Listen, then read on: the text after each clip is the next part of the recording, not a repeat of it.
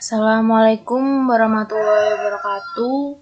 Nama saya Nadifatul Iza Faradiba dari kelas Manajemen 2018 pagi.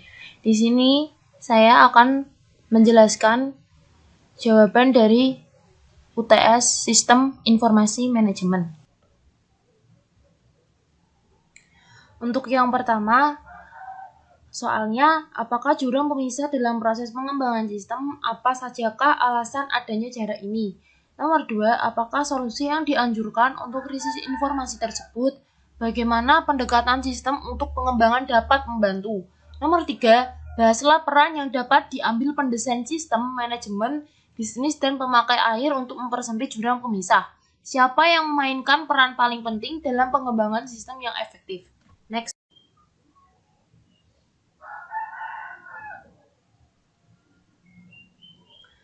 Untuk jawaban yang pertama, jurang pemisah dalam proses pengembangan sistem adalah Departemen Sistem Informasi tidak dapat menggunakan sistem yang sudah dibuatnya di bisnis. Seperti Departemen Sistem Informasi ini bisa menciptakan sendiri dan bisa atau mampu melewati jurang pemisah tersebut.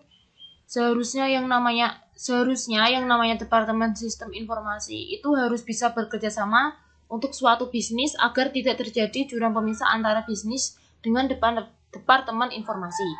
Alasan adanya terjadinya jarak seperti ini adalah banyak sistem besar yang saat ini menangani kebutuhan informasi perusahaan benar-benar telah ketinggalan zaman, dan akibatnya perusahaan-perusahaan yang sekarang ini cenderung lebih mendirikan sistem yang baru sehingga menyebabkan adanya krisis yang menjadikan alasan mengapa terjadi jarak yang seperti ini.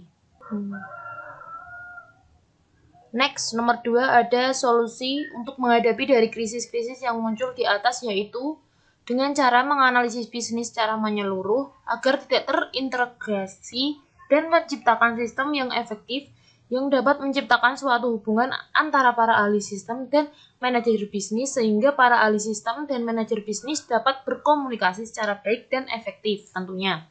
Pendekatan sistem yang dapat membantu dari kedua pihak sama-sama harus saling mengerti, terutama pada Departemen Sistem, atau mungkin mengadakan rapat besar yang nantinya bisa menciptakan sistem kinerja yang baik.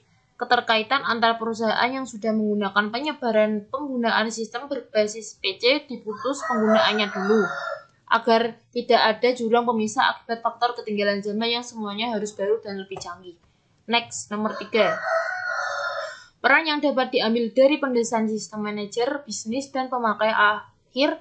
Para pendesain sistem harus menggunakan lebih banyak waktu untuk berinteraksi dengan para pemakai akhir karena para pendesain sistem perlu banyak konsultasi kepada pemakainya.